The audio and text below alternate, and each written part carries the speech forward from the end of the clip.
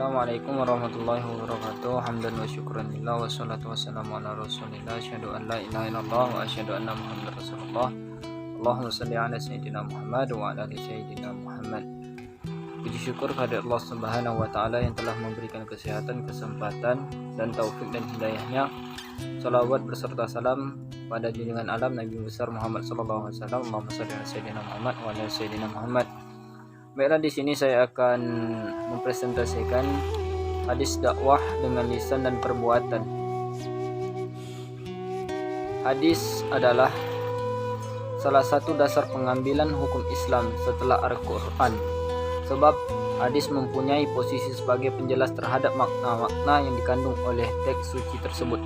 Apalagi banyak terdapat ayat-ayat yang masih global dan tidak jelas maknanya, sehingga seringkali seorang musafir memakai hadis untuk mempermudahkan pemahamannya.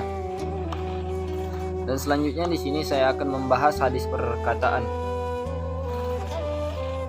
Dari An Abi Hurairah radhiyallahu anhu qala Rasulullah sallallahu alaihi wasallam min husni islamil mar'i tarkuhu ma la niyani. Dari Abu Hurairah radhiyallahu anhu katanya, telah bersabda Rasulullah sallallahu alaihi wasallam, di antara keelokan Islam seseorang ialah dia meninggalkan sesuatu yang tidak berkaitan dengannya. Hadis ini termasuk hadis hasan yang diriwayatkan oleh Tirmizi dan yang lainnya. Dan di sini hadis-hadis yang berkalimat adalah An Abi Hurairah qala Rasulullah. Dari Abu Hurairah radhiyallahu anhu katanya, telah bersabda Rasulullah sallallahu alaihi wasallam. Dan kalimat kedua, min husni islamil mar', di antara keelokan Islam seseorang, ma la ya'nihi, sesuatu yang tidak berkaitan dengannya. Itu termasuk dalam terjemahan per kalimat dari hadis tersebut. Dan yang selanjutnya adalah keterangan dan makna dari hadis tersebut. Keterangan hadis yang pertama adalah antara tanda-tanda keelokan Islam seorang ialah meninggalkan amalan yang sia-sia. Misalnya menjaga lidah daripada perkataan-perkataan yang sia-sia, seperti mana peringatan Allah Subhanahu wa taala, tiada ucapan pun yang diucapkannya melainkan ada di dekatnya malaikat pengawas yang selalu hadir. Termasuk ke dalam surah Qaf ayat ke-18. Yang kedua, antara langkah untuk meninggalkan perkara yang sia-sia ialah tidak mengikut runtunan hawa nafsu.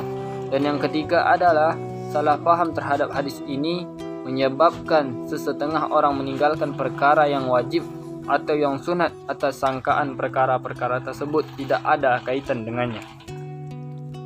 Yang selanjutnya saya akan menjelaskan tentang makna hadis ini. Yang pertama, seorang mukmin dikira elok, indah dan tinggi akhlaknya apabila beliau hanya melakukan perkara-perkara yang berfaedah dan meninggalkan perkara-perkara yang tidak berfaedah.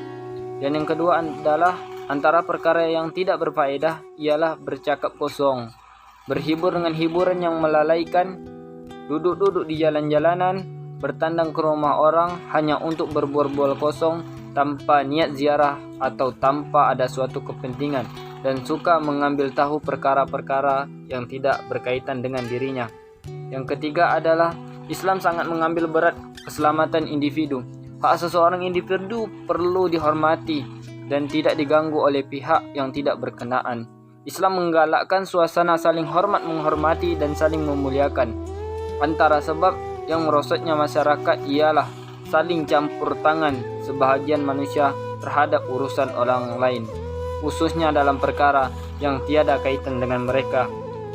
Dan yang keempat, setiap muslim adalah bertanggung jawab terhadap semua amalan-amalan yang dilakukannya, terhadap setiap yang dihabiskan dan setiap kalimah yang dituturkan. Justru itu ia hendaklah membataskan dirinya dengan sesuatu yang berfaedah saja. Di sini Imam Tirmizi telah meriwayatkan dari Anas bin Malik rahimahullah katanya, seorang sahabat Rasulullah sallallahu alaihi wasallam telah meninggal dunia. Lalu seseorang laki berkata, bergembiralah dengan surga. Maka Rasulullah sallallahu alaihi wasallam bersabda, yang bermaksud, apakah engkau tidak mengetahui mungkin dia telah berbicara pada sesuatu yang tidak berkaitan dengan dirinya, atau dia bakil dengan sesuatu yang tidak membawa kekurangan kepadanya.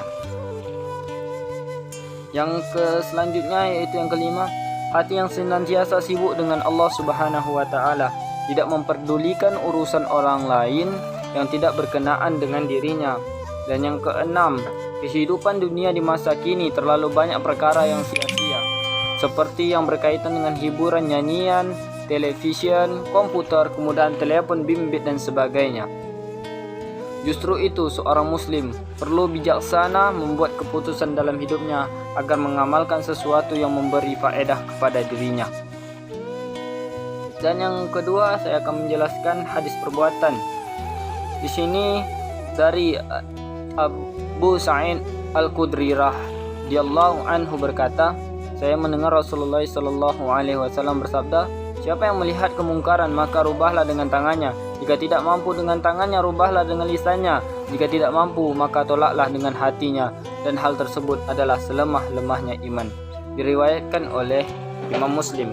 Terjemahan per kalimat An Abi Sayyidina radhiyallahu anhu qala, dari Abu Sa'id Al-Khudri radhiyallahu anhu berkata, sami'tu Rasulullah sallallahu alaihi wasallam yaqul, saya mendengar Rasulullah sallallahu alaihi wasallam bersabda, man ra'a minkum munkaran fayuqarrihu biyadihi, siapa yang melihat kemungkaran maka rubahlah dengan tangannya, fa illam tajitati' qalisani, jika tidak mampu maka rubahlah dengan lisannya, fa illam yastati' faqabihi fadzalika asna'aful iman, jika tidak mampu maka tolaklah dengan hatinya, dan hal tersebut adalah selemah-lemahnya iman.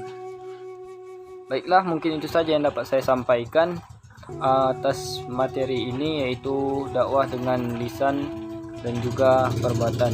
Apabila ada kekurangan saya mohon maaf. Wabillahi taufik wal hidayah. Assalamualaikum warahmatullahi wabarakatuh.